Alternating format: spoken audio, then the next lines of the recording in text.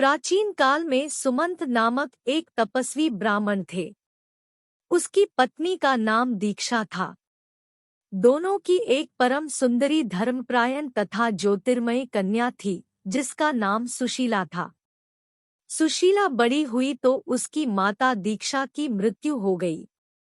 पत्नी की मृत्यु के उपरांत सुमंत ने कर्कशा नामक स्त्री से दूसरा विवाह कर लिया और सुशीला का विवाह ब्राह्मण सुमंत ने कौंडिन्य ऋषि के साथ कर दिया।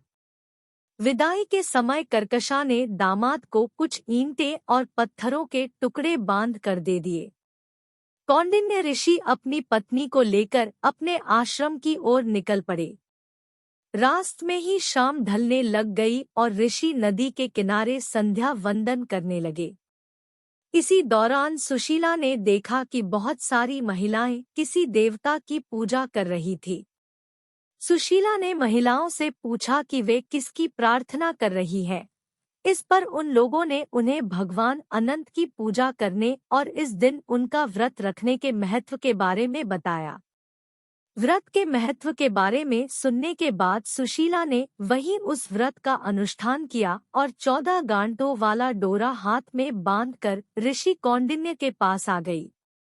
कौंडिन्य ने सुशीला से डोरे के बारे में पूछा तो उन्होंने सारी बात बता दी। कौंडिन्य ने यह सब कुछ मानने से मना कर दिया और पवित्र धागे को निकालकर अग्नि में डाल दिया। इसके बाद उनकी सारी संपत्ति नष्ट हो गई और वह दुखी रहने लगे। इस दरिद्रता का उन्होंने अपनी पत्नी से कारण पूछा तो सुशीला ने अनंत भगवान का डोरा जलाने की बात कही। पश्चाताप करते हुए ऋषि कौंडिन्य अनंत डोरे की प्राप्ति के लिए वन में चले गए।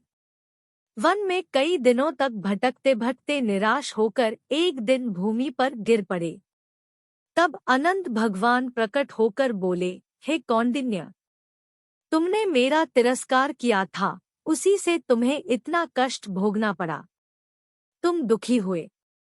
अब तुमने पश्चाताप किया है। मैं तुमसे प्रसन्न हूँ। अब तुम घर जाकर विधिपूर्वक अनंत व्रत करो। 14 वर्षों तक व्रत करने से तुम्हारा दुख दूर हो जाएगा। तुम धन धान्य से संपन्न हो जाओगे। कौंडिन्य ने वैसा ही किया और उन्हें सारे क्लेशों से मुक्ति मिल गई।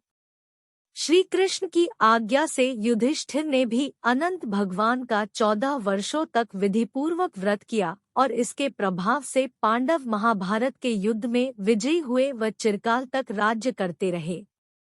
इसके बाद ही अनंत चतुर्दशी का व्रत प्रचलन में आया।